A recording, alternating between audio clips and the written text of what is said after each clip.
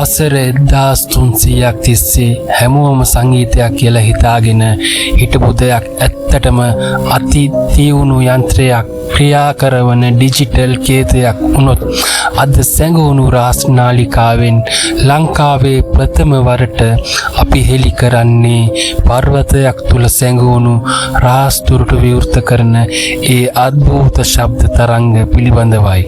වැඩි කතාවක් නැතුව අපි යමු වීඩියෝ එකට.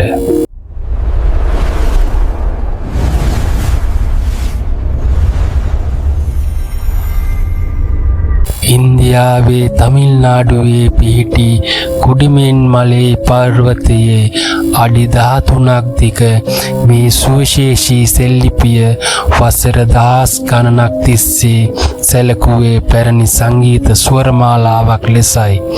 නමුත් මෙහි ඇති අකුරු පෙළ ගස්වා ඇති අමුතුම ආකාරය සාමාන්‍ය සංගීත රටාවකට වඩා හාත්පසින්ම වෙනස් බව බොහෝ දිනකට මගහැරී තිබුණා. 2024 වසරේදී ශබ්ද ඉංජිනේරුවන් කළ නවතම පරීක්ෂණයකින් හෙළි වුණේ මෙම ස්වර නිශ්චිත සංඛ්‍යාතයන් අනුව වාදනය කළහොත් එමගින් ඇතිවන කම්පනයට පර්වත තුල ඇති ඛනිජ අංශු ප්‍රතිචාර දක්වන බවයි. මේන් අදහස් වන්නේ මේ සංගීතයක් නොව යම් පද්ධතියක් පාලනය කරන සවුන්ඩ් කෝඩ් එකක් බවයි. අතීතයේදී මෙම පර්වතය තුල තිබූ රාශිගත උමන් හෝ දොරටු විවෘත කිරීමට ශබ්ද තරංග සුවිචයක් ලෙස භාවිතා කර ඇති බවට දැන් සැක කෙරෙනවා.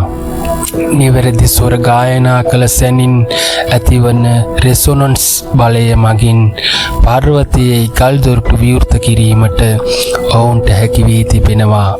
මේ අද කාලයේ අප භාවිතා කරන වොයිස් කමන්ට් තාක්ෂණයට සමානයි.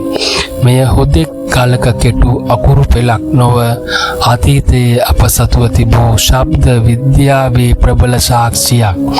ලංකාවේ ප්‍රථම වරට මෙවැනි අලුත්ම අභිරහස් හෙළි කරන අපේ සෙඟවුණු රාස් නාලිකාව දැන්ම සබ්ස්ක්‍රයිබ් කරන්න, අපිව ෆලෝ කරන්න. ඊළඟ වීඩියෝවෙන් මීටත් වඩා භයානක රහසක් අපි හෙළි කරනවා.